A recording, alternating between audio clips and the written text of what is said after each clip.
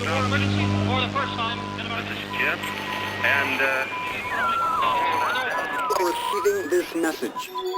We are Ken Jennings and John Roderick. We speak to you from our present, which we can only assume is your distant past, the turbulent time that was the early 21st century.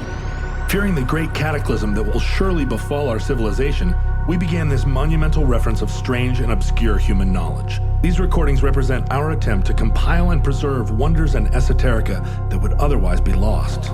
So whether you're listening from an advanced civilization or have just reinvented the technology to decrypt our transmissions, this is our legacy to you. This is our time capsule. This is the Omnibus.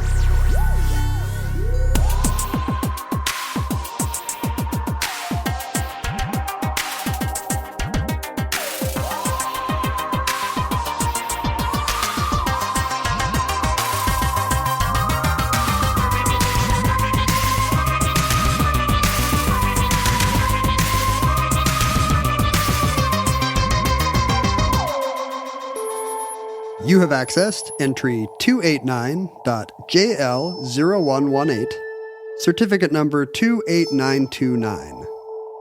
Cow magnets.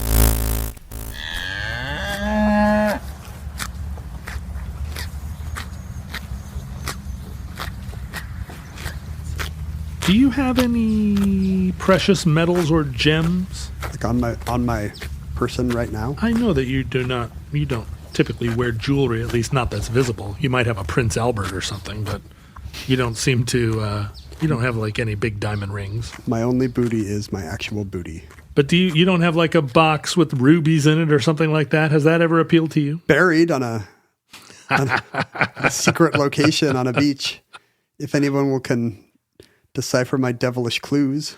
We've talked quite a bit about money and hoarding money and so forth, but mostly you about me hoarding money on the last outro.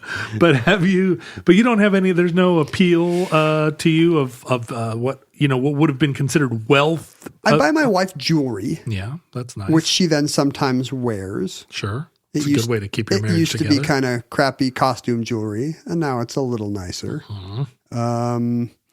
You get her cubic zirconium instead of just glass. I've moved from QVC to Home Shopping Network now when I buy her Joan Rivers jewelry. I do not. I mean, you used to literally own ingots of gold and silver that you would use as doorstops. Right? You said used to. Yeah, I own ingots. You continue to own ingots. I'm trying to keep the ingot thieves off your back. Yeah, thanks. You know what I love is like the gemological stuff in like museums. Mm-hmm. Like if you're in a natural history museum and they have a room full of weird rocks that have weird crystals, some of them are precious, some of them are semi-precious, some of them are probably crap but look cool or look cool under a black light. I love that kind of stuff. That does seem like the type of thing that you would love. Some of them are meteorites. That would make being your child and going on a visit to a natural history museum even that much more excruciating. But I'm never no, kids love it. Dad wants to spend an hour in the gems. I have to pull the kids out of the gems because kids are like, how much do you think this is worth? Right, but I never look at that lump of Prescottite or Reynoldsite or whatever the weird mineral is and think that should be in a brooch. And it should be in a brooch on me or my loved ones. But do you have, is there any appeal? There were ways of communicating wealth and of amassing wealth in the past that were mostly tied to physical objects, right? You didn't have. You see how I dress, right? Yeah, like I don't have a Rolex. I see how you dress. All right. It's like I'm never. I think people are shocked when they find out I don't have a nice watch or something. No, right. No, I'm shocked every time you walk in here in this. You'd be shocked if I did have a nice watch. Stuff from the remainder bin at H&M. But what about frankincense and myrrh? Oh, absolutely. Would you covet a little bowl of frankincense if you could get your hands on one? I would have to be clear first of all on what the appeal of frankincense is. What is it? It smells nice. Yeah. It smells like Gwyneth Paltrow's hoo-ha? What does it smell like? Frankincense is something that's used to conceal the smell of dead bodies. It's like the Gwyneth Paltrow candle, but it smells like Frank Oz? It smells like Frank Oz. It smells like the inside of the Grover puppet. So, frankincense was very valuable in a time when everybody smelled bad because you put it in perfume, you could burn it. It would be, it would make things smell nice. And But do you know what a little dispenser of Gillette Ultra Dry antiperspirant costs now? $3.50. And I think you could probably get frankincense for a lot more cheaply now than you could in the time of Jesus, when it was one of three things that the wise men Right brought, up there three with gold. valuable things. Right. Could have been gold, silver, and platinum, but nope. Frankincense and myrrh evidently edging out silver. Well, what's funny is that myrrh, also a perfume.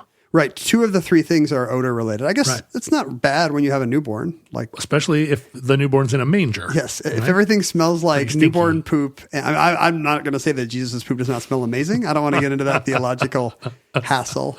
But right, we can assume that the cow poop still smells like cow poop. Sure. Even proximate to Jesus. Are you thinking that the appeal of these substances for me would be that they smell nice, or just that they're rare and exotic ointments? Rare and connected to history. I mean, one of the appeals of amber is that you often find little prehistoric insects that are embedded in the amber, and it's not only a precious stone, but also has this link to direct link to the past. That's what I like about the nerdy natural history museum stuff. Right.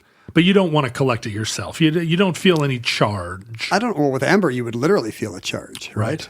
I'm not much of a hoarder of little bowls of things, and I know that's going to hurt you deeply because you are the king of Little Bowls of Things Anonymous. Yeah. You've Not got, anonymous anymore. Yeah, exactly. You've got your 20-year chip of too many little bowls of things. You're very devoted to your little bowls of things. I do. Well, what are your kind of odd, semi-valuable things you would like to? You have a coffer of, or would like to have a coffer of? No, me. I collect birds' nests I find on the ground because I feel like somebody needs to. They should. The bird went to a lot of effort. A bird did, and I want to commemorate that bird. I want that bird to live on. You want to make soup out of it. I have nests of birds long dead. But I haven't gotten all the way into collecting, the wealth of the ancients, right? Like I don't have pearls. I don't have rubies. I like how apparently your to-do list is the only thing keeping you from the wealth of the ancients. Otherwise, you're good to go on a house full of pearls and rubies. I would collect relics. I think maybe if I was a little bit more of a mystic, I would be more interested in, like St. Peter's incisors or whatever. I like the historical connection. Yeah. I have a little bit of the Berlin Wall in my office, and we've talked about that. A little bit of water from the Ganges. In what, a vial? It's in a little sealed brass urn. Oh, you don't put it in your tea? What's smaller than? I don't really think you should. No. I mean, I've never had Asiatic cholera, and I'm not eager to begin. Sure. By licking random things in my office. Well, it's funny that your little vial of Ganges water could be used as a sort of, you could seed other people's like crayon apple with it and see if it gives them cholera. Just start poisoning people. It's a very ineffective way to kill someone. Well, in fact, poisoning people is pretty darn effective way of killing people. It was a very popular way of assassinating people in ye olden times. You're really coming out in favor of poisoning. Well, John Roderick's official approved way to murder a loved one. The thing about poisoning is it's hard to absolutely pin down who did the killing, and poisoning often manifests as illness. Yeah, and anciently, right, nobody would blink an eye. Somebody keeled over just like they might have anyway. And arsenic was kind of a preferred way of murdering people in the Middle Ages, or arsenic is easy to come by and easy to slip into someone's food. Even in early 20th century Agatha Christie stuff, it's all arsenic and cyanide. Arsenic and lace. If the weird detective smells it and it smells like bitter almonds, that's cyanide. If it doesn't, it's arsenic. Frankly, dying of lace is even worse. How would you kill someone with lace? Well, with old lace. we can leave that to your BDSM podcast. But one of the sort of ancient, both ancient and sort of ancient up until the 18th century, early modern. One of the popular cures for arsenic poisoning, or rather antidote to arsenic poisoning, was a little precious stone in the sort of family of amber, not actually a stone, but a little rock, called a bezoar. And a bezoar, for those who don't follow who aren't gastroenterologists or collectors of ancient artifacts. Mineralogy and gastroenterology overlap here in this one place. A bezoar is a little stone that forms in the gut of a ruminating animal, one that chews its cud, or like not always a hooved animal. There are a lot of animals that create bezoars. It's a little stone of indigestible material. What's it usually made out of? Well, a lot of sort of plant material can get sort of caught in the cycle of the ruminants' many stomachs, and just sort of get caught in a pocket and glom together with other stuff. It's just some hard to digest plant part. It's seeds, seed pits. Right. Cellulose. Because cows can do something we can't do. I mean, we can do a lot of things that cows can't do. Yes. Trapeze acts, computer long division, programming, but throw a javelin. But cows can digest cellulose. They can, and cellulose is very difficult to digest. But the way cows digest cellulose is not just that they have a super stomach that can digest cellulose. It's that they have 4 stomachs, and they constantly are sending the cellulose back up the chain. So when a cow chews, and a deer, when they initially eat their grass. When a cow and a deer together chew. When a cow and a deer meet coming through the rye. If they're out at dinner together. And they're eating the rye, what they do is when they first eat the grass, they don't chew it very much. They just, and you've seen this in That's how I eat. All your time looking at cows chewing, all the time we've had meals together. A cow doesn't have the same sort of number of teeth that we do, right? A cow has incisors on the bottom of its mouth, but imagine a cow with big canine teeth, right? Like it would look like a horse, basically. Yeah. A horse has teeth, but the top of a cow's mouth, follow me there, is just a very. Come with me now. It's just a leather pad. And wait, it really has no upper teeth? No, and the bottom teeth just kind of grind against this upper pad. Now, in the back of a cow's mouth, it has molars on top and bottom, okay. that do that side to side chewing. Mm-hmm. But what a cow or a deer or any one of these ruminating animals does is they gobble up a bunch of grass and they send it down. And they send it through the reticulum, which is their first stomach, into the rumen, which is their second stomach. And the second stomach sits and works on it a little, kind of turns it into a little bit of a mush. The reticulum is like the foyer of a cow. A foyer. And then it comes into the rumen, which is the living room of the cow. The living room. The parlour. Ouais. And then what the rumen will do is it'll pitch that grass back up to the reticulum, which is kind of a muscular forestomach, and the reticulum will send the grass back up through the esophagus to the cow's mouth, where it will sit. When a cow eats, it eats, and then it goes and sits in the shade. And then it post-eats. And then it sits and chews its cud. Mm-hmm. Which is food that is coming back up. Right. And we call that rumination. It's where we get the word ruminate, which is what I do probably 80% of my waking hours. You upchuck food back into your mouth? Just sit in a shady plot of grass and sit and slowly chew. Re-eat the tacos you had for lunch. Right. Except what I'm slowly chewing is all the mistakes I've made in this life. There's kind of a lesson there then. So they can digest cellulose because they're just working harder. They put in the time. That's right. It's the 10,000 hour rule. And then the food goes back down to the rumen, and then it goes back up to the reticulum. And then after a while, it goes down to their third stomach, which is a kind of filter that filters the water out and kind of, it prepares. This is all well before any kind of, upper intestine. The omasum, right? Or the omasum. Am I saying that right? That's omasum? Exactly right. I don't know how to say it. And the omasum, and each one of these stomachs has a very different internal quality. They are all One of them is honeycombed, and one of them looks like a shag carpet, and one of them is, Chandelier. Yeah, chandelier. It's omasum, by the way. Omasum. Says Merriam-Webster. I've never had to say it. And then the final layer of the stomach, or the final stomach, I guess, is the abomasum, which is the kind of one that prepares the now processed goop for its long journey to get pooped at Jesus' that's manger. Right, to be a big smelly cow patty that requires the use of ancient grains. That requires the use of ancient smelling resins. Right, myrrh to cover up. And what? Thank you for taking me on that journey. Yeah, Jonas. it's a lovely, lovely journey. Very vivid. To the center of a cow.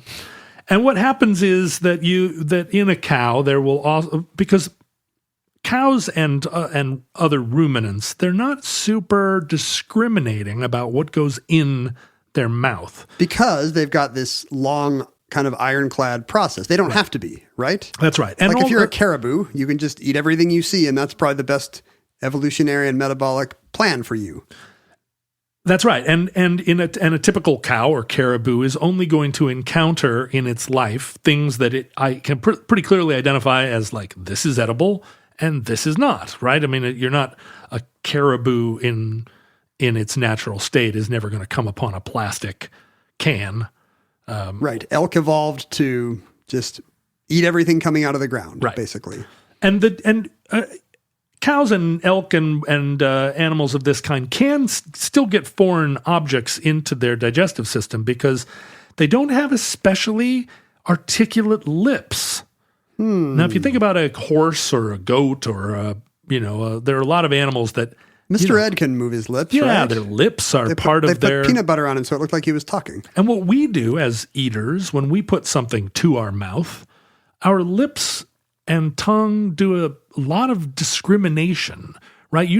If you get a foreign object in your food, you will discover it in your mouth and spit it out a long time before you end up swallowing a BB for the most part, right? If somebody slipped a razor blade into your apple, you would notice it because you don't eat an entire apple and then spit it back up to chew it. I mean, we're so attuned that if you take a bite of something that you thought was going to be sriracha, and it actually turned out to be raspberry jam, we were surprised. We're good at getting rid of the stuff that was not what we were planning on. You'd know it in an instant. Whereas a cow, their lips are not, like if you think about a cow, it's not super expressive faced, right? A cow, I would agree, has one mood. Yeah, you don't look at a cow and go like, whoa, what is it feeling? Well, it's just like, durr.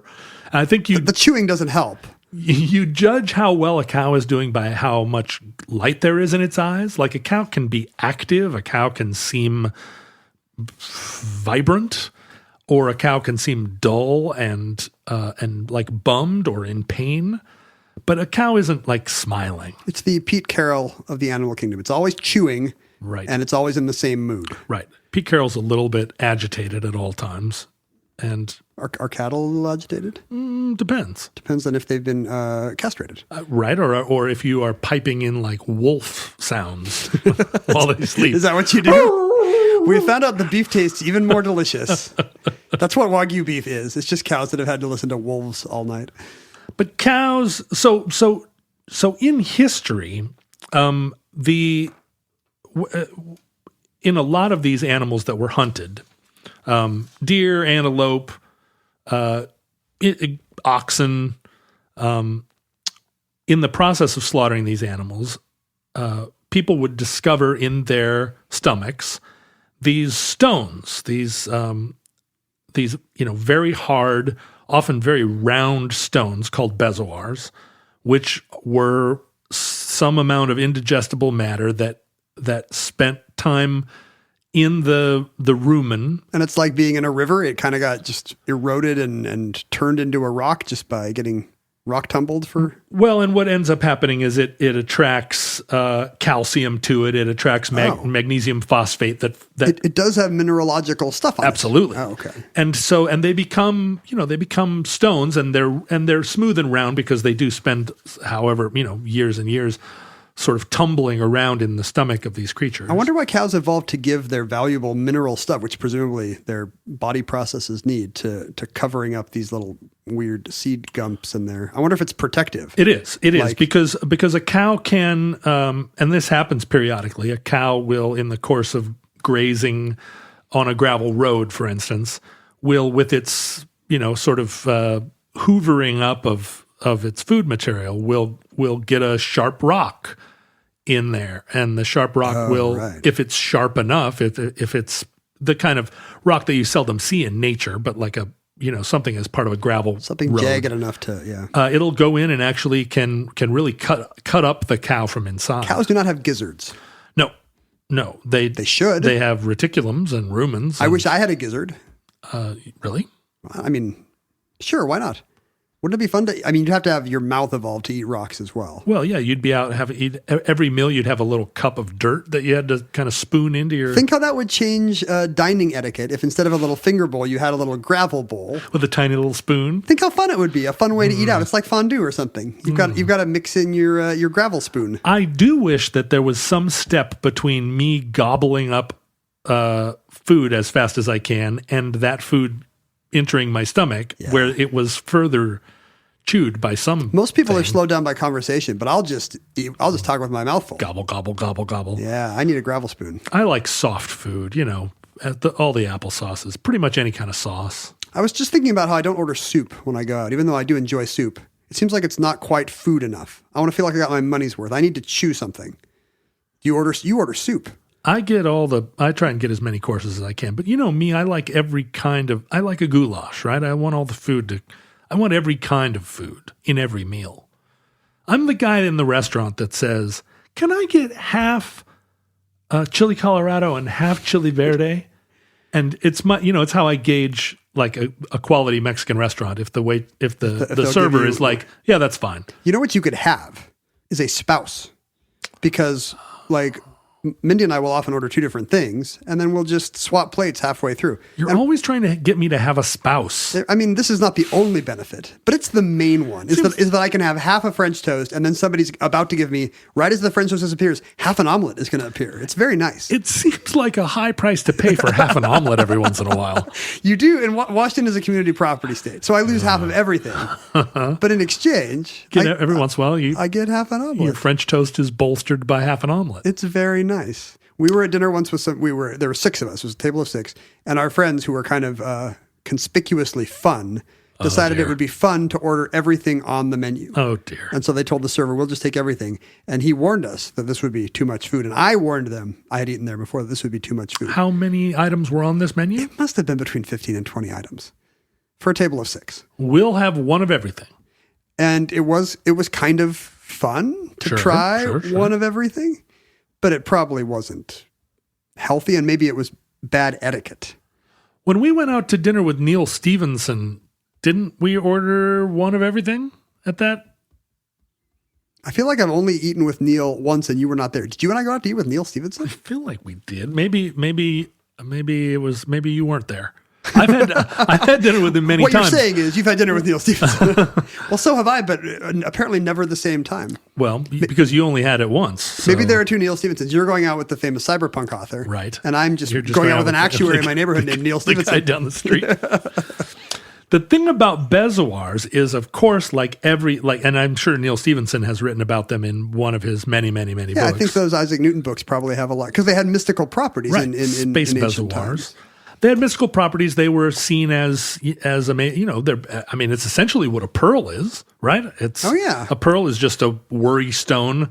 The cow is the oyster of the bezoar. I think it's bezoar, and I'm not going to correct you because that's our listeners' jobs. Bezoar? I've been saying bezoar my whole life. Isn't bezoar like a Beverly Cleary character?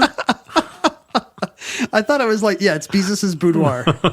Come into my bezoar. If it's bezoar, then it should be spelled differently than bezoar. I think it's straight up bezoar. Rhymes with like Eeyore. Bezoar? Yeah. It doesn't, the O-A is just, pronounced. Well, if you consider most words in which you say O-A, like coat or oak. I see. Bezoar. They do just, yeah. I hate this word. Are we going to redo the whole show now? No. Because you don't want to get angry letters? No, I agree. You should call start- it Bezor and I'll keep say saying it the better Bezoar. way. Yeah. Like I have not started saying Soviet, but maybe one of these days. Anyway, the Bezoar or Bezor, Come depending with me on into how my you bizarre. you like to roll. They were imbued with special significance, in part because they're obviously extremely rare. This doesn't happen in every animal. So you slaughter 100 buffalo, you're never going to see one of these. It's going to be fairly unusual, and they were treasured by people around the world, like pre-contact. Are they pretty? Describe them. Yeah, they can be. I mean, they're polished. They're very round, polished balls of a lot of different colors and sizes because Are they kind of metallic looking? Yeah, or? they have, a combination of, they look like a mineral. Does it look like a deposit. beach rock I just took out of my rock polisher? No, it has a more, it's less, it's less dense than a rock because it's only got plant matter in there somewhere. Yeah, right? it's plants and it's only been in an animal that has a fairly limited lifespan, particularly most of them who've been slaughtered. It was in there for a while. I'm looking at pictures. Yeah. Some of them look like the moon, but very small. Some of them just look like those kind of maybe kind of a porous granite pebble. Yeah, they're not quite like a stone egg, like one of those little granite eggs that I used to get in my Christmas stocking in the 1970s because people didn't know how to give gifts to children. My children love polished stones. There was a place near our house that used to they just strew the floor with polished stones, and the kids could go wading around in them. That place later closed because it turns out that is not a thing that people want. That's not a business model. This is not a place that exists. I've started buying old geology kits for my daughter on eBay. For a couple of bucks, you can get these wonderful geology kits from old 50s geology classes, and the stones are beautiful. And they come in these beautiful little boxes. She just treasures them because she's a dumb kid. She doesn't know they're not worth anything. Well, that was the generation where you had to give your kids science things because that was the future was coming. Right. Here comes the future. Chemistry kits. It's still on its way. And rocks. We have to beat the Russians to the moon. The thing about bezoars is that, like most things in the ancient world, of course, people tried to see. Like most things in the ancient world, you pronounce them wrong. Bezoars. Bezoars is the guy that runs Amazon.com. Jeff Bezor. Yeah, I'm not going to give free ads to Amazon. That explains his shiny head. It's been tossed around in a cow stomach. Maybe he is a Bezor. I think people typically, they wanted to try every kind of testicle. They wanted to eat every sort of, if an animal had a fin. Anytime an animal was big, somebody wanted to eat every part of it to see if it would make them big. Because, of course, being big was important. Do you think that's why people eat shark fins and stuff? You want to you want a part of yourself to get big. Right. You don't have to be all the way big if you're big in one place or another. In Asia, for example, that is why a lot of weird bear and rhino parts get eaten when they shouldn't, because the bear and or the rhino are endangered. Well, they don't get eaten because they're endangered. They get eaten because it will Sorry, I'm saying they should not be eaten. Right. But the part that gets eaten will impart to the eater some power. Yes, some potency. Let's say.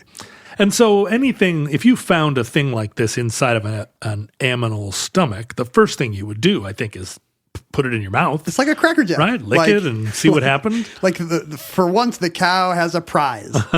It's like breakfast cereal or Cracker Jack. The word bezoar, it comes from the Persian word podzar. Okay. Which means king of the pods? No, I'm king of the pods.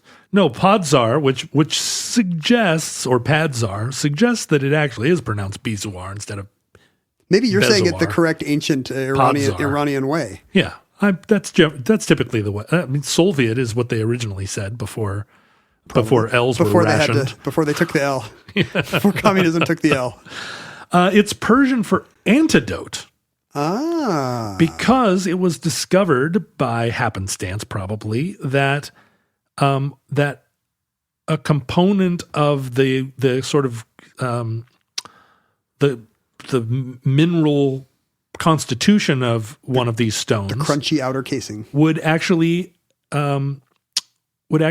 sort of deactivate arsenic. Wait, this is true? Yeah, it would I assumed separate. this was going to be some nutty superstition. Well, If you've had arsenic poisoning, find a cow. I think what happens is it will neutralize the arsenic in a solution. Maybe if you've consumed the arsenic, I'm not sure if you can then eat one of these bezoars and it will cure you. But it does, the mineral content does then bond and separate arsenic into its components and neutralize the effect of the poison. So their name comes from the word for antidote, but they were also prized as antidotes, and the ancients and early moderns then extended that to. This will work for everything. Yeah, that's right. I mean, Antidotes and dozy-dotes and little empty-divies. So they prescribed it for everything, and of course, it doesn't work for everything.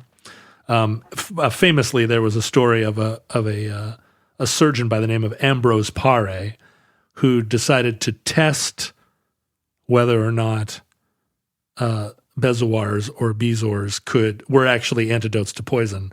There was a servant in his house who was caught stealing silver, and Paré made a bargain. They would the punishment was to die by hanging for stealing silver from someone's house. So Harsh. It was a harsher time. But They knew what to do with their ingot thieves. that's right. His offer was if he would take poison instead of being hanged, and then Paré would give him this solution of Right. Bezor. This is ethical animal testing. If it saved his life, then he was free. Then he was free. Do you think if it saved his life once, like he didn't have to do repeated trials? Nope. I think the bargain was if this solution works, then you're free to go, and if not, of course, you die of poisoning, which is what happened. It didn't work. But he was not using arsenic to poison him. He was using mercury chloride, and so the poor servant died an agonizing death. So bezoars may be the interferon of its time. We just Right. don't know what it works on and what it doesn't. Not mercury, apparently. Right. Not mercury, and probably not 90% of all other poisons. But at the time, arsenic was the go-to poison for most poisoners. So that's, I think, where the stone got its reputation. And it could be accidental, right? I mean, arsenic is found in, I know my grandparents' place, there was arsenic in the water. So maybe you could get arsenic poisoning even if you didn't have conniving enemies. Right. Although, it probably took a long time to pull That's true. arsenic as a cause out of the 10,000 other reasons that you might get sick and die. And to eat a big enough quantity, you'd really have to try. So maybe it is all murder victims. This is good. Finally. Yeah. Finally, something for the murder victims. These stuff, finally, the murder victims get their day. Things have been going wrong for them in a lot of ways, but now bezoars. The bezoars You've come around. yeah, thank you. You just keep saying it until I really sound like a dolt. Beat you into submission.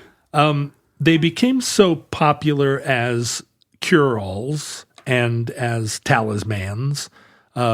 Elizabeth I, Queen of England, actually had a ring with a little bezoar in it. And they were scarce enough that they became very expensive, such that your favorites and mine, the Jesuits, They're always lurking somewhere. the Jesuits of Goa in India, Portuguese enclave in India. started to make fake bezoars called Goa stones, which they would glom together out of ground up seashells and hair and boogers and whatever else. Wow. And so Goa stones then became their own kind of treasure. Do you think people knew they were getting a fake bezoar? Were Ghost Stones billed as just as good? I don't, I didn't find any contemporary advertisements for Bezors for Goa Stone, so I'm not sure. But it was, I think, fairly well known that if you tried to use a Goa Stone as an antidote, that they were not effective as antidotes and were in fact often poisonous. More like Stoppa Stones. Stoppa Stones. In fact, the term caveat emptor, let the buyer beware, actually is derived from a legal case in 1603 where someone brought suit against someone who had sold them a Bezor, and they found that the Bezor did not work. Imagine specializing in Bezor law. Bezor law, it's like, Your Honor. The first consumer protection lawyers. Your Honor, my friend's wife and children all died of arsenic poisoning when they didn't have to if he'd only been sold the proper Bezor. So that's where we get let the buyer beware. And Bezor culture. Let the buyer Bezor. And are Bezors, do they still exist? They do. You can actually go on Etsy right now and look up Bezors, and you'll find, not an infinite number of Bezors for sale, but Bezors in art and now that people commerce. aren't eating them anymore, it's probably done wonders for the Bezor supply, but it's probably really lowered prices. Yeah, Goa's probably having a really rough Goa vid. They continue to exist, obviously, because cows keep eating animals stuff. keep eating stuff, but also humans can produce Bezors. I'm sure you were told as a kid not to swallow your gum.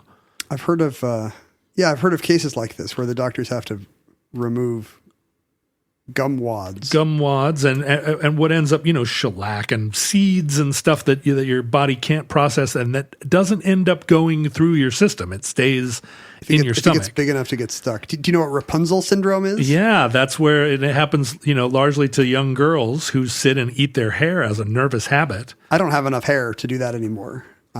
That would be a little risky for me. It might not come back. I know that you're very gentle with how roughly you comb your hair now for fear that it all comes out.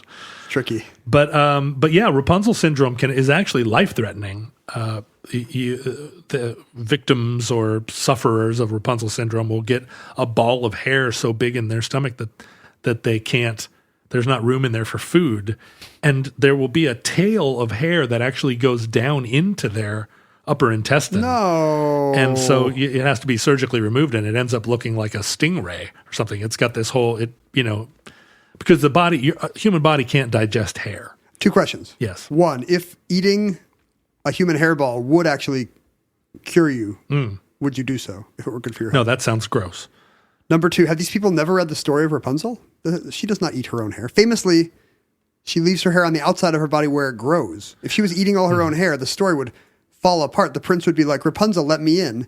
And she would say, I can't. I just ate all my hair. I think it's called Rapunzel syndrome because if you have short hair and just sit and eat your little short hair, your body can pass it through. It's only if you're eating long hair that it ends up kind of coiling in there. Those, by the way, Rapunzel Bezors are called trichobezors. Wait, so that's a prefix for hair? I didn't know that. Yeah, trichobezors. That's the trick. There are other kinds. Little babies can get lactobezors. Just from milk? Because their stomachs are too young to process, components in the milk, and that ends up kind of collecting in their stomach. There are pharmacobezors because there are elements in modern drugs that pass through and aren't digestible. Oh, that's what terrifies me because I always feel like I toss back a couple pills and then it feels like they're still somewhere in my throat. Right. And I'm like, is that pill just going to sit there forever? Just sit there forever. And now I know that it does. Well, it gets down in your stomach and creates a Bezor. All of these have health effects and are potentially, they can create a situation where you even get you start to get gangrene in your tummy because of some Bezor that's sitting there pressing against the side. I can't believe you dislodged me from Bezoar. You should go back. There's phytobezoars, which are humans do have a difficult time digesting cellulose and other plant stuff, and that can collect in our guts. If you eat too much salad, you can just get a ball of arugula in your stomach forever. Ball of arugula. Arugula bezoar. But one of the more interesting ones is people that eat unripe persimmons will develop. Luckily, a very small group. Well, surprisingly not. Is China full of unripe persimmon eating? If you eat persimmons, you are at risk of eating an unripe persimmon. Occasionally. But you can always just be like, that one's too hard. What was the last persimmon you ate? I have not eaten a persimmon in decades. Right. They're commonly eaten in Korea. Yeah. I ate a lot of persimmons as a kid. So this happens Been a while. in places where persimmons are popular. You get a thing called Diospyrobezoars, which is unripe persimmons that collect in your tummy. And it turns out the cure for them is Coca-Cola. Wait. In almost every instance, if you have a bezoar made of unripe persimmons and you drink a bunch of Coke, like medicinal Coca-Cola. I have several questions. Does Pepsi work? Oh, wow. Is the doctor good going to be question. like, oh, is Pepsi okay? We only have Pepsi, is that? And also, is this, what did people do before Coke? They died. They died of unripe persimmon. I mean, I guess if you take sepsis. brown water and put in a little carbolic acid or something, you probably get something chemically not too different, or phosphoric acid. Yeah. It's probably it's a mildly acidic solution. Is that what's doing And I the- wonder whether Coke isn't maybe the cure for a lot of bezoars. Doctors, Coke is it. Doctors, Coke is it. For your colon. I think maybe that's why we as a society evolved Coca-Cola as an invention. It's some Gaia principle thing where our species has realized we need to protect ourselves against the rise of unripe persimmons. Right. And Atlanta hooked us up. There it is. Coca-Cola, the cure-all. And once again, it's a medicine. It started out as a medicine. They were right. And then for years, we thought it was just garbage. We thought it was just a pause that refreshes. Yeah. No, it's persimmon defense. Well, back to our friends, the cows. Yes, when are we going to have them being magnetic? So bezoars, most bezoars that we've encountered have either performed some medicinal role or have become a spiritual or precious metal. But we've also seen bezoars or bezoars that create problems for people. And this is also true of ruminants. Like a llama produces a beautiful bezoar, and they were treasured by pre-Columbian Americans. Huh. But these days, a cow and even a caribou, they do not have the pure grass feed that they would if it were the noble cow standing atop its grassy hill. A wild muskox Right. walking through Central Europe 1,000 years ago. These Now they're just days, eating garbage, probably. They eat a lot of garbage. Cows are fed hay in bales. They're often set out to graze in pastures that are surrounded by barbed wire. That their feed is often processed by machines that are not well maintained and gradually decay. Parts break off. A nut, or like pretty much every bale has a couple nuts and bolts in there. Right, and you wouldn't be able to find them. It would be like finding some kind of metal object in some kind of a bundle of hay. Let me see. But that's kind of an evocative phrase. I wish there was a metaphor for that. There was a thing. Yeah, it's very much like a small, sharp metal object in a bale of hay being difficult to find. And it's hard to overstate for future listeners just how much we have just filled random parts of the earth with random garbage. Random garbage. Like our bodies are like 0.1% plastic now. Just because. Really? Yeah, I don't know. There's a lot of plastic in us. I mean, if you're a sea lion, surely, but there's a is measurable that true? amount of in sea life, but there's a measurable amount of plastic in humans as well. Harsh toke, bro. We got plastico-bezoars now, just because we're not careful about where we're putting little particles of our man-made stuff. Well, and in the case of cows who are eating a lot of trash, like if you think about a pasture, let's say, that is surrounded by barbed wire that borders on a neighboring road, and the cow is there sticking its very expressive mouth through It's not expressive, we said. under the fence and eating the grass that's there next to the road, any amount, a bottle cap and discarded, just hubcap, stuff that breaks off of cars, stuff that falls off of... A gum wrapper. Yeah. Cows are eating it all because, as we've said, their lips aren't distinguishing material. The cow, And they're dumb as hell. They're dumb. The cow is thinking, I'm just going to send... If a cow is thinking at all, it's thinking, I'm going to send this down to the rumen. The rumen's going to send it back up to the reticulum. It's going to come back up into my mouth. I'm going to have a lot of opportunities to chew this up. It's, right now I'm just going to gobble it down. Well, what happens is that cows eat a lot of metal, nails, staples, bits of barbed wire, sharp parts that fell off of the combine and the tractor and the motorcycle. Your average cow just has some metal in it.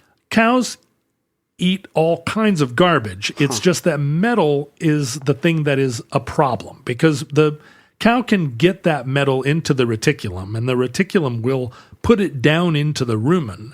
But then when the rumen tries to send that stuff back up, the metal is heavy and sharp, and it gets passed back and forth, but it starts to do damage. It starts to cut the cow's insides. Nails can poke through the lining of the organ. It's mutilation. God, you really. I wish somebody's making me an auga horn. Is that true? I'm going to start using it instead of a bell. I'm excited. When's the auga horn coming? Well, I guess it's in the mail. And this becomes a real health issue for cows. And farmers are, I think farmers take pretty good care of their cows in general, unless it's evil farmers. Big aggro, evil farmers. But most farmers are looking after their livestock, and they recognize when a cow is ailing. Cows can get sick from a lot of things too, and it's not always obvious why a cow is having a problem. But cows suffer from the feeling of these sharp metal bits in their tummies. So much so that that in the processing of cow feed now, a long time ago, magnets were introduced into the conveyor belts that were processing cow feed in order to try and collect the metal bits out of the food supply. But you can do that if you're feeding cows sort of collected hay or processed food that you have a chance to run over a conveyor belt. But if it's eating from a pasture, if cow's just out in a pasture, and what are you going to do? Just line the thing with magnets? You can't really do that. I mean, how do magnets even work? Magnets. How do they work? I finally on top of the magnets reference. There are a lot of different kinds of magnets, and there are magnets that stay magnetized. There are magnets that lose their magnetization. Mm-hmm. The strongest magnets now that we have are called neodymium magnets, and those you'll see that game Buckyball. Have you seen those Buckyballs that you can make things with? They're super. They snap together super tightly and strongly. Right. Those are neodymium magnets. Yeah, and those magnets actually, Buckyballs actually. There have been attempts to ban them because kids that eat those Buckyballs, the magnets go down in their stomach and actually will pinch together parts of their intestines. I know that works because I put them on my earlobe. Like you can put one of those on each side of your ear. But if you can imagine that happening inside, pinching some part of your it's actually killed a couple of kids. My kids, I have a set of those, and my kids played with them, and they lost them all. Or I mean, they've lost like a third of them. Maybe I hope they're not inside them. You should walk around your house with some kind of. Well, you're right at that age when you're going to start carrying around a metal detector anyway. I'm just going to start X-raying my kids every night to make sure no Buckyballs have got where they oughtn't. Home X-ray. What it was decided, I guess, by some intrepid farmers, what they figured out was that they could actually take a magnet, often an alnico magnet, which is a kind of alnico stands for aluminum, nickel, and what is it? Cobalt. Cobalt. Yeah, right. I was going to say carbide, but it's cobalt. It's a metal made of aluminum, nickel, and cobalt, and steel or whatever, iron, not steel, iron. And it is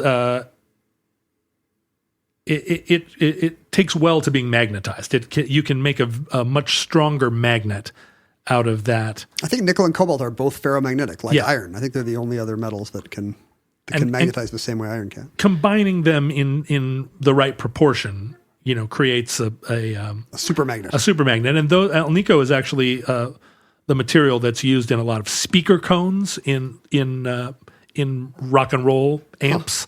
So it's a term of art that we use in rock a lot. Like you'll look at somebody's amp and go, "Oh, does that have alnico speakers in it?" It's one more thing that you can be snobs about. I thought Alnico was some famous sound engineer or something. Yeah, right. Alnico, he was amazing. I think he produced Pet Sounds. But then he got killed in that pizza hit. What they started to do was actually take an alnico magnet, generally a little sort of cylinder, a tube that's about the size and shape of a roll of pennies, except with rounded corners. Okay.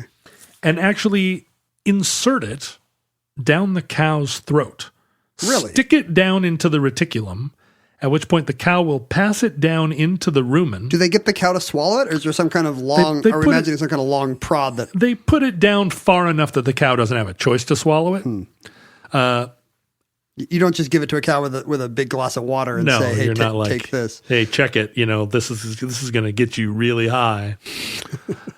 And then it sits there in the rumen, this cow magnet, and it collects all the metal that comes in the cow's feed.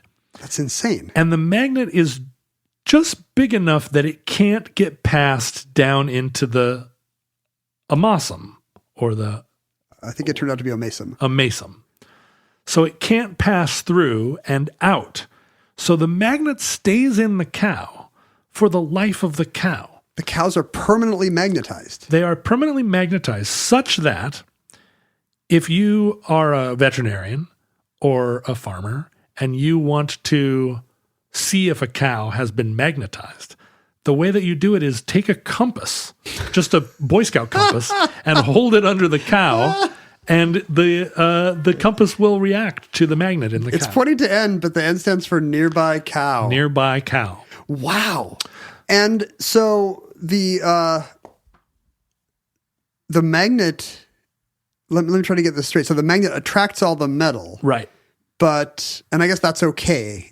It's the metal moving around that's the trouble. So a metal-coated pellet doesn't cause any problem. No, alnico is anti-corrosive, and I was just thinking the stuff's still going to be jagged. It is, but what ends up happening, the way that it ends up kind of piercing the cow, is that the reticulum and the rumen are muscular organs that are contracting and pushing food around, pushing it back up into the esophagus. And so if a nail or a staple or something gets into the wrong position, the clenching of the muscle, the motion of the muscle is what forces the sharp bit, through the fabric of the organ. Whereas if all those things are fastened to this big blob of metal that's kind of in the center of the organ, it's never going to find its way into these little pockets, these little places. And the magnet has to be strong enough and to hold its charge for the lifetime of the cow to keep the metal out, or keep it from, And I bet they reuse apart. them. They do reuse them. Is that true? Yeah, when they slaughter the cow. When they slaughter the cow, they find the cow magnet and they dust it off and put it in the next cow. That's a little humiliating to get a used magnet. Once again, who knows where it's been? The cow is just like durr. Cow magnets went through a phase where in the late 70s, early 80s, during the gas crisis, when fuel seemed like it was rocketing up in price, and there were the catalytic converters and new unleaded gas was coming in, a kind of urban legend swept rural America, where people popularly believed that if you attached cow magnets on either side of your fuel line right before it went into the carburetor, that it would improve your gas mileage. And so much so that the price of cow magnets skyrocketed. Cow magnets, which were $5 a piece at the food store, at the feed store, all of a sudden were trading for $30, $50 because people believed that they would improve your mileage. And of course, then scientists said there is no way that magnets are going to help your car use less gas. Were farmers actually convinced by scientists in this case? I think what happened was it fell out of fashion. Maybe the price of gas went down again, and it was like so much stuff that happened in 1980. It just didn't stick around. It was sort of like professional arm wrestling, or I guess line dancing did stick around. I guess maybe it just needed better marketing. I would call them catalytic converters. Think how much that would sell. Think how well that would do. I hate you so much.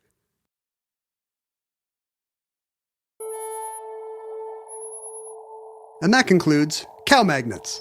Entry 289.JL0118, certificate number 28929, in the omnibus. Now, futurelings, if you would like to communicate with John and myself, if you have the potential to do that in your era, there's a multitude of ways to do that. If you send us things, we will stick them to the refrigerators with our cow magnets. We could use a cow. If you have a sufficiently magnetic cow, I assume you could use that to put things on your refrigerator door. Here's a weird thing about cows. Uh-huh. Did you know that cows and deer stand facing north? Cows have an internal compass. Yeah, they can feel the Earth's magnetic field, and they will stand facing north given no impediment. I remember reading about this. People had watched cows graze for thousands of years, and no one ever saw this until the dawn of aerial photogrammetry, or whatever you call it, because of Google Earth type solutions. And people then looked down and were like, "Wait a minute, why are all those cows?" Every cow I look at, like 3 out of 4, are facing north. Do you think they get better at it when they have magnets in their reticula? Deer also do this. Well, that's what I'm wondering, right? Like, how does a magnet inside the cow affect its ability to discern? It's going to mess it up. True north. It's going to start trying to face its own stomach. You're going to turn your cows inside out. It's going to end up being just like me, just sitting and staring at your stomach all day. Send things to John or myself via at Omnibus Project, P.O. Box 55744, Shoreline, Washington 98155. And we will stick them on our fridges with a magnetic cow. You can send us cow magnets or magnets that look like cows. If you want to send us digital non-corporeal items, we received email in our era at theomnibusproject@gmail.com. We were at the Omnibus Project and or at Ken Jennings and at John Roderick on a variety of time-wasting social media platforms that we now deeply regret, I'm sure. If you would like to support the Omnibus financially, the long-term viability of the show now we owe to our grateful listeners. And if you have been thinking, I just want to give back. The Omnibus has given me so much mispronounced information about cow insides. How do I contribute, Ken? And I would say that's very easy to do. Just go to patreon.com/omnibusproject. And become a donor to the show. You'll receive amazing benefits. Yeah. Face the music. Hey, there it is. There, I'm trying to catch up with you. I mean, that may be my first pun. It took me 14 minutes to compose. Or 50 years, if you're looking at it a different way. We also, what did I not say? The Futurelings congregate on our Facebook site, and there's a subreddit for them as well. Reddit.com/r/futurelings. There's a Reddit subreddit for everything. Probably there's probably one for cow magnetism. Subcommandant. We in the mail this week, by the way, somebody sent us a copy of a copy of a paleontology book they thought you would like, John, and she also sent us some Bitto honey. Bitto honey? Candies. Does she think that we are old people that only eat old people candy? The funny thing is, I think we have mentioned Bitto honey on the show, but in a show that would not have been released yet at the time she put this in the mail. She predicted the entrance of spread that bit of honey omnibus. around. What are you doing hoarding it over there? We also got a Christmas card from the McCrae Hoy family, who points out with a series of arrows which people in the pictures listen to the show and which don't. That's very helpful, right? Well, let's take a pen and X out the eyes of all the people that aren't listening to the show. And is there anything else? Did I cover all the things I normally cover? Our email address, support the show at patreon.com/omnibusproject. Futurelings, P.O. Box, you gave them the address. I think I did it all. Yeah, okay. Futurelings, from our vantage point in your distant past, we have no idea how long our civilization survived. We have no idea whether or not the Bezoars of the future became somehow self-aware, even more self-aware than their hosts. And, I mean, probably it's a safe, warm environment for you if you're a thoughtful stone living inside the second stomach of a cow. It's true. We don't know if our listeners have new, unsuspected kinds of Bezoars or if they indeed are. I wonder. That's right. They could be a Bezoar. They could be a Bezoar inside of a Bezoar, like a nesting doll. Meta Bezoar. We hope and pray that the catastrophe we fear that spells the end of our species and our time never comes. But if the worst comes soon, this recording, like all our recordings, may have been our final word. But if Providence allows, we hope to be back with you soon for another entry in the Omnibus.